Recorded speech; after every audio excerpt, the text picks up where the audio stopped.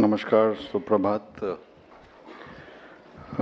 मेरे मित्र Sanjay Rakesh ji, MD CSC गव, UIDAI से शैलेंद्र सिंह, संजय सोहनी और मेरे अन्य सहकर्मी जो आपके साथ नेक्स्ट 2-3 घंटे में आपके साथ बात करेंगे, आपके प्रश्नों का उत्तर देंगे, आपकी समस्या समझेंगे, आपको हमारी सोच भी समझाएंगे। और मुझे मालूम पड़ा कि विभिन्न राज्यों से, विभिन्न प्रांतों से सब आप लोग आए हुए हैं। आप सबका वेलकम मैं करता हूं कि ये मैं पूछ ही रहा था संजय राकेश से कि इस तरह की कभी हमने वर्कशॉप की है कि केवल आधार के मुद्दों पर डिस्कशन, चर्चा करना सब ऑपरेटर्स के साथ, आपके फील्ड के सहकर्मियों के साथ, और उन्होंने बोला कि शायद से पहली बार हो रही है इस तरह की वर्कशॉप। आपकी जो कार्य करते हैं उसके बारे में तो डिटेल में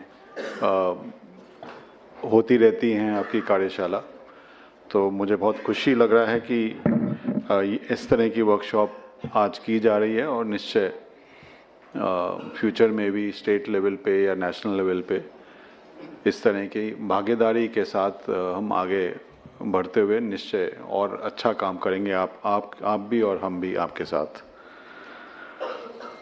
जैसे संजय जी ने बोला, सीएससी जो कॉमन सिटीजन या सिटीजन सर्विस सेंटर्स है, कॉमन सर्विस सेंटर्स हैं,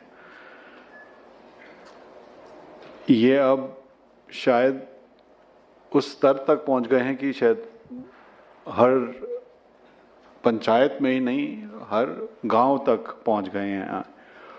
और जो हम डिजिटल इंडिया की जब बात करते हैं तो शायद उसकी बुनियाद ये सीएससीज ही हैं कि इन्हीं के कारण जो हम बोलते हैं कि भारत इतने आगे जा पाया है डिजिटाइजेशन में, इतना अच्छा काम कर पा रहा है कि लोगों तक डिलीवरी ऑफ सर्विसेज हो पा रही है। उसमें आप लोगों का बहुत बड़ा और महत्वपूर्ण रिस्पॉन्सिबिलिटी है। तो उसके लिए मैं आप सबको धन्यवाद देना को चाहूँगा, आपको कॉन्ग्रेचुलेट करना चाहूँगा,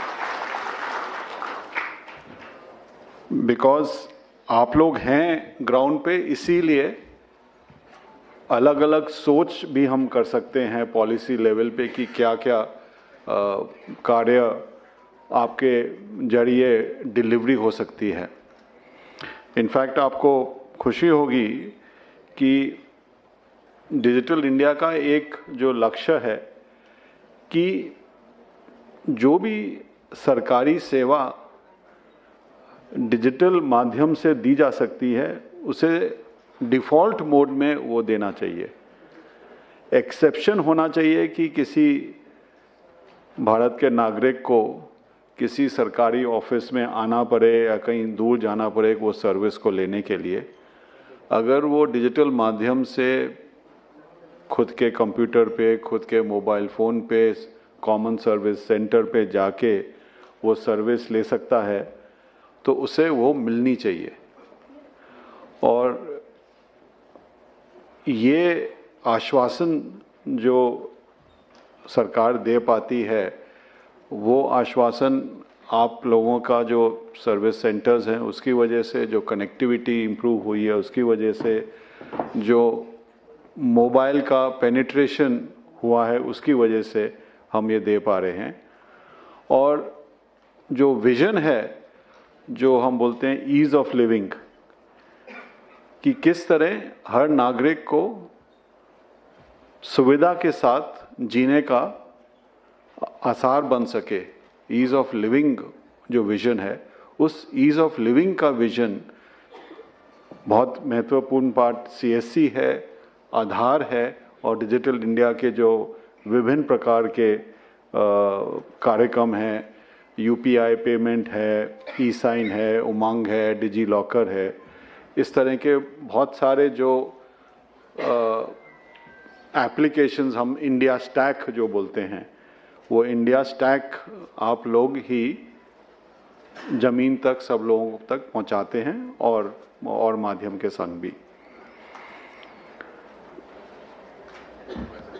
अगर हम आधार की बात करें, पिछले 10 सालों में हम अब उस स्तर पे पहुंच गए हैं कि जो भी भारत में नागरिक है उसके साथ हम दावा करके बोल सकते हैं कि अगर वो 18 साल से ज़्यादा उम्र का है, अडल्ट है, तो उसके बाद निश्चय आधार है। 0 to 5 years जो है ऑब्वियसली उसमें आधार का देने का सिलसिला चलता रहता है और वो चलता रहेगा, क्योंकि हर साल करीब 2.5 करोड़ बर्थ्स होते हैं, नए बॉर्न शिशु आते हैं हमारे देश में, तो वो तो चलता रहेगा प्रयास। लेकिन हम उस स्तर पे पहुंच गए हैं कि 100% अडल्ट्स के पास आधार है। और इसी कारण जो मैंने बोला कि 1100 स्कीम्स हैं गवर्नमेंट की जो आधार को बुनियाद बनाती हैं, वो आधार को लेके ही आगे चलती हैं, और यही बुनियाद बना के हम जो ईज़ ऑफ लिविंग का है कि डिजिटल सर्विस ऑफ डिलीवरी होना चाहिए, वो बुनियाद है। आगामी दिन में अब फिर क्या फोकस रहेगा हमारा आधार का? एक तो है ही एनरोलमेंट, तो अब 2.5-3 करोड़ हर साल होगा, जितना बर्थ्स हैं प्राय उतना एनरोलमेंट हो गए। तो नए एनरोलमेंट तो ऑटोमेटिकली, हम एक समीक्षा भी कर रहे थे हमारे लोग, तो वो बता रहे थे कि एवरेज अगर हम देखें तो एक जिले में प्रतिदिन 10 या 15 नए एनरोलमेंट से ज़्यादा नहीं होते हैं पूरे ज़िले में, एवरेज की बात कर रहा हूँ। तो ऑब्वियसली नए एनरोलमेंट लिमिटेड हैं और उसके हिसाब से हम अपना जो फील्ड का जो नेटवर्क है उसी हिसाब से हम भी उसको चिंता कर रहे हैं कि कैसे रैशनलाइज कर पाएँ। लोगों का फोकस अब है अपडेट्स पर, अपडेट एड्रेस का अपडेट है, मोबाइल का अपडेट है, कभी कभी थोड़ा बहुत नाम में चेंज होता है, बट मेजर अपडेट्स होते हैं तो एड्रेस और मोबाइल के ही अपडेट होते हैं। मोबाइल का अपडेट थोड़ा ज़्यादा सेंसिटिव है बिकॉज उस पर आप OTP से फिर ऑथेंटिकेशन भी कर सकते हैं, तो अगर कोई गलत मोबाइल उस पर गलती से हो गया तो उसका इम्प्लिकेशंस ज़्यादा हैं। एड्रेस अपडेट के भी इम्प्लिकेशंस हैं, बट तब भी एड्रेस अपडेट में चेंजेस करना अगर कोई डॉक्यूमेंट है तो उसके हिसाब से किया जा सकता है। मोबाइल अपडेट तो केवल बायोमेट्रिक के साथ हुआ जाता है, तो उसका भी हम आरक्षण कर रहे हैं, चिंता कर रहे हैं, कैसे स्टडी कर रहे हैं, एनालिसिस कर रहे हैं कि क्या क्या इम्प्रूवमेंट्स कर रहे हैं, और वो शायद आपको आज डिस्कशन भी होगा। लेकिन जैसे संजय ने बोला कि अगर आधार के इंफॉर्मेशन में कोई भूल हो जाती है तो उस नागरिक के लिए, उसके लिए बहुत इम्प्लिकेशंस काफ़ी ज़्यादा हैं, और इसीलिए हमें कभी कभी सख्ती करनी पड़ती है कि कोई अगर गलत काम हुआ या कभी कभी गलती से भी हो जाता है, कभी कभी गलती ना होके भी ही किया जाता है, तो दोनों को देख के ही हमें आगे बढ़ना है। लेकिन ऑब्जेक्टिव वही है कि नागरिक को जो सर्विस मिले वो अच्छी सर्विस मिले, टाइम पर मिले, क्वालिटी मिले, कर्टियस मिले, कोई रूड बिहेवियर ना हो, और प्राय आप सब लोग ने बहुत अच्छी तरह काम कर रहे हैं और मैं ये आशा करता हूँ करते भी रहेंगे। जैसे मैंने बोला कि अगले 5 या 7 वर्ष में क्या क्या अपॉर्चुनिटीज़ आएंगी जो आप देख सकते हैं कि आपके लिए, CSCs के लिए ग्रोथ की अपॉर्चुनिटीज़ होंगी। अभी हम जो ऑथेंटिकेशंस कर रहे हैं, करीब 7 करोड़ रोज के ऑथेंटिकेशंस हैं। ऑथेंटिकेशन मतलब जो OTP से या बायोमेट्रिक से, फिंगरप्रिंट या आइरिस से करते हैं। जैसे आप जानते हैं राशन की दुकान में कोई जाता है तो वहाँ पे उसे अंगूठा देना पड़ता है और फिर राशन विड्रॉ करता है। कोई बैंकिंग कॉरेस्पॉन्डेंट है आप में से काफ़ी लोग, आप जानते हैं कि कोई अपना बैंक से कोई पैसा डिपॉजिट करना चाहता है, विड्रॉ करना चाहता है, तो उसे ऑथेंटिकेट करना पड़ता है, फिंगरप्रिंट से करना होता है। तो इस तरह के ट्रांजैक्शंस जो हैं, इस तरह के जो प्रोसेस है, प्रतिदिन करीब 7 करोड़ रोज हो रहे हैं। कुछ 1-2 साल पहले ये केवल 4-4.5 करोड़ था, हर साल बढ़ोतरी हो रही है। कुछ दिनों पे तो 8 करोड़ तक भी पहुंच गया है। और हमारी यही आशा, यही एक्सपेक्टेशन है कि अगले 1-2 साल में ये 10 करोड़, 15 करोड़, 20 करोड़ प्रतिदिन होगा। जिस हिसाब से स्कीम्स, जो गवर्नमेंट की स्कीम्स हैं, उनको आधार में अंतर्भुक्त किया जा रहा है, और जिस हिसाब से हम बोल रहे हैं कि जब आधार का इस्तेमाल करें उसको ऑथेंटिकेट या वेरीफाई ज़रूर करें, नहीं तो कभी कभी लोग बाग फोटोशॉप कर देते हैं कि अपनी फ़ोटो लगा दी किसी के आधार पे और फिर चलाने की कोशिश की। तो वो ऑथेंटिकेशन बहुत ज़रूरी है। जिनके पास ऑथेंटिकेशन का माध्यम नहीं है वो वेरीफाई कर सकते हैं। वो जो QR कोड है, आप सबको मैं बताना भी चाहूँगा और आपसे अनुरोध भी करूँगा कि जब भी आप किसी नागरिक से आधार के बारे में कोई चर्चा करते हैं तो आधार को वेरीफाई करना बहुत सरल है। आप तो जानते ही हैं, हर आधार कार्ड में, PVC कार्ड में एक QR कोड होता है। वो QR कोड आप गूगल प्ले स्टोर से, हमारा एनक्रिप्टेड QR कोड रीडर है, M आधार है, जो M मोबाइल आधार है, उस ऐप में भी है। आप उस QR कोड को पढ़ सकते हैं कि वाकई में वो जो आधार नंबर दिखा रहे हैं वो किसके नाम पे और क्या फोटोग्राफ है। अगर किसी ने वो नाम में अंतर कर दिया है, कोई और नाम टाइप करके फोटोकॉपी दिखा रहे हैं या फोटो चेंज कर दी है, बहुत सरल तरीका है ये जानने को कि इसमें कोई टैंपरिंग तो नहीं हुई। हमारा यही प्रयास है, हम इसको पब्लिसाइज कर रहे हैं कि लोग बाग जब भी कोई आधार का दिखाते हैं तो उसको फेस वैल्यू पे ना लेके उसको वेरिफिकेशन जरूर करें। और इनफैक्ट जब आधार शुरू हुआ था 10 साल पहले, मालूम नहीं कुछ लोग आप उसमें अंतर्भुक्त होंगे, आधार पहले ये सोच नहीं थी कि आधार को कोई कार्ड दिया जाएगा। वो लोगों का था कि जब तक कोई पेपर का कार्ड ना मिले उन्हें वो नहीं होता कि हमारे पास कोई आइडेंटिटी है। आधार का जो मैं बोलूँगा यूनिकनेस है, स्ट्रेंथ है, वो यही है कि आप उसे वेरीफाई कर सकते हैं कहीं भी, कैसे भी। अगर आपके पास कहीं कंप्यूटर है, कनेक्टिविटी है तो उससे, नहीं तो हमारे पोर्टल पे जाके आधार नंबर आप टाइप करेंगे, वो मालूम पड़ जाएगा कि ये कोई 12 डिजिट का नंबर है या वाकई में आधार इशू हुआ है इस नंबर के अगेंस्ट। तो अगर किसी ने ऐसे ही कोई 12 रैंडम डिजिट्स आपको दे दिए, वो भी आप चेक कर सकते हैं। तो आधार का वेरिफिकेशन हो सकता है, यही इसकी स्ट्रेंथ है और यही कारण है कि इतने अनुष्ठान इसको लेने के लिए भी तैयार रहते हैं। लेकिन कभी कभी वो वेरिफिकेशन हम इतना नहीं करते, इसीलिए ये प्रॉब्लम्स बीच बीच में हमें नॉलेज में आती हैं। तो जो मैं यूज़ केसेस की बात कर रहा था कि 7 करोड़ प्रतिदिन है और ये बढ़ेगा।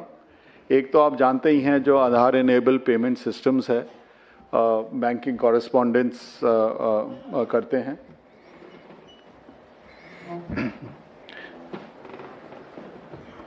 अमित अग्रवाल जी का वेलकम, एडिशनल सेक्रेटरी।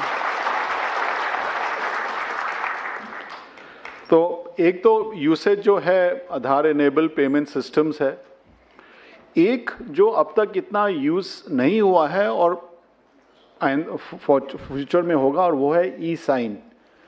कि आप जैसे कोई भी डॉक्यूमेंट है उसको डिजिटली आप कोई भी साइन कर सकता है कि मैंने साइन किया है कि नहीं, वो प्रमाणित भी हो सकता है कि वाकई में साइन किया है ये।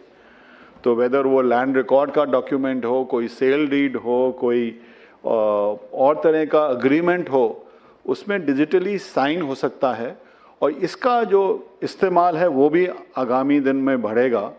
और जो मैं बोल रहा था कि एनरोलमेंट एंड अपडेट, एक स्टेबलाइजेशन पे आ गया है, वो उस स्टेबिलिटी पे रहेगा। और जो अपॉर्चुनिटीज़ है आप जैसे CSCs के लिए, वो है कि आधार का किस तरह जो डिफरेंट यूजेस हैं वो कैसे बढ़ेंगे। मैंने एक बोला जो 1100 स्कीम्स हैं, डिजिटल इंडिया का जो विजन है कि डिलीवरी ऑफ सर्विसेज डिजिटल माध्यम से हो, उसमें बढ़ेगा। बैंकिंग कॉरेस्पॉन्डेंस का तो आप जानते ही हैं, फाइनेंशियल सिस्टम में आधार का यूसेज फॉर ऑनबोर्डिंग जो EKYC बोलते हैं उसके लिए बहुत है, तो उसमें यूसेज है। E-साइन है जिसका अभी इतना प्रचलन नहीं हुआ है, वो है। और इस तरह के यूज केसेस डिफरेंट सेक्टर्स में वो निरीक्षण कर रहे हैं, एनालिसिस कर रहे हैं कि क्या क्या कर सकते हैं कि जहाँ पर भी कोई वेरिफिकेशन दरकार चाहिए, इससे कोई सिस्टम सरल सिस्टम नहीं है, तो द ग्रोथ विल कंटिन्यू। कभी कभी कुछ लोगों को लगता है कि कुछ सर्विसेज उनसे बंद की जा रही हैं तो उनका ग्रोथ नहीं रहेगा। मैं यही बताना चाह रहा हूँ कि हो सकता है कुछ सर्विसेज का रिडक्शन हो, उसमें और सर्विसेज का ग्रोथ भी होगा। तो मैं यही फिर से आप सबको धन्यवाद देना चाहूँगा कि आप में से जो यहाँ पे आए हैं, आप लोग काफ़ी उनमें से चुने हुए हैं, जो गुड ऑपरेटर्स हैं वो आए हैं from various parts of the country.